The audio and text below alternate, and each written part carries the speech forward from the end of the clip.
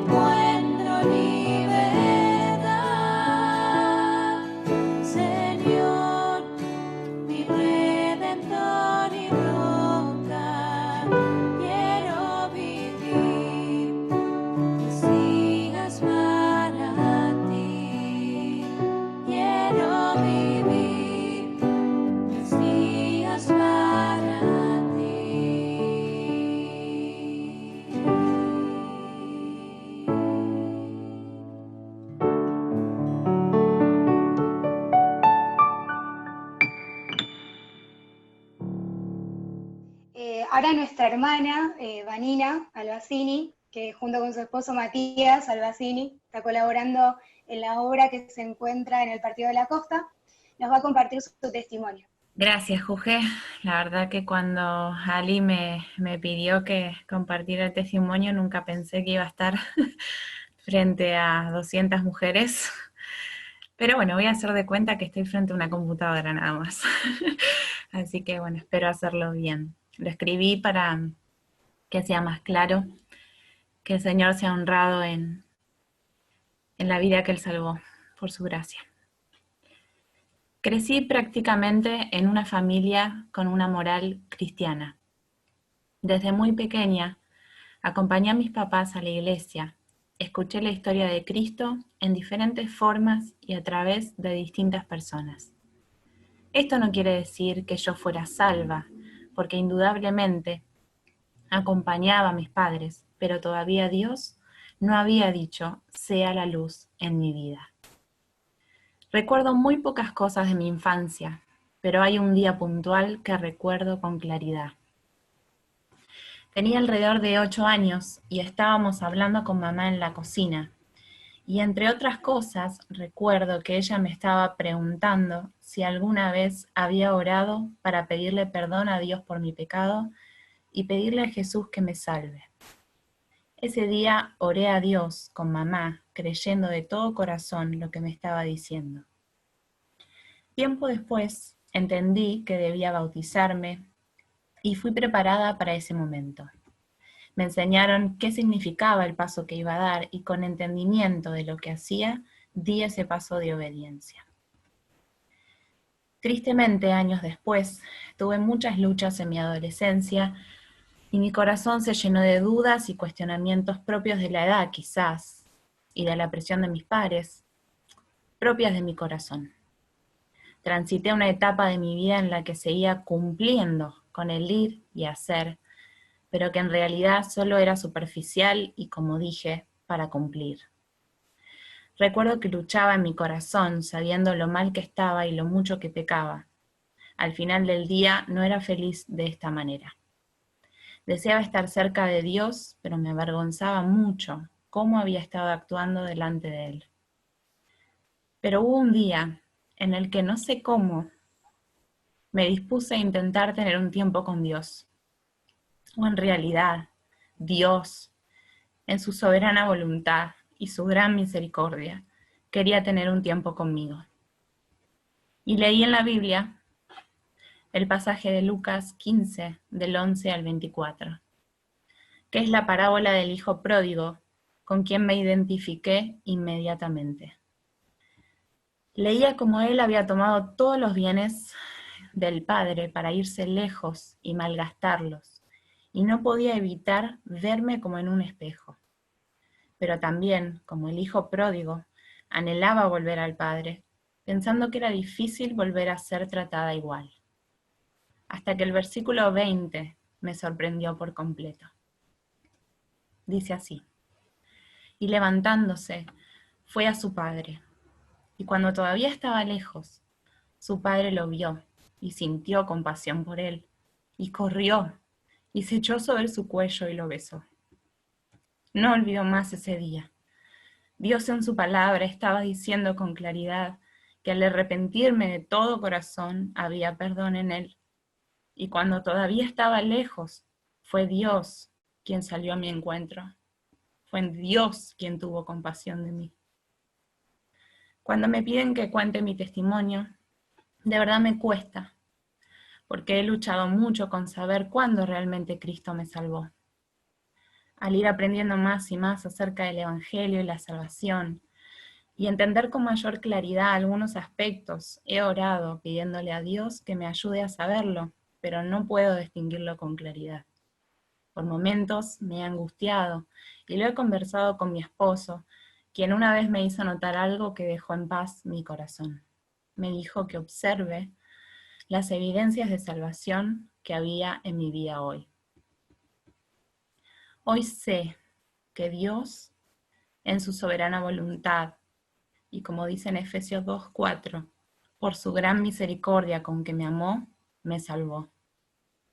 Creo de todo corazón que me encontraba muerta en mis delitos y pecados, Efesios 2:1, alejada de ánimo hostil y ocupada en malas obras, como dicen Colosenses 1:21, aún siendo muy pequeña, y que Dios me dio vida, como dice en Efesios 2:1, en esa condición.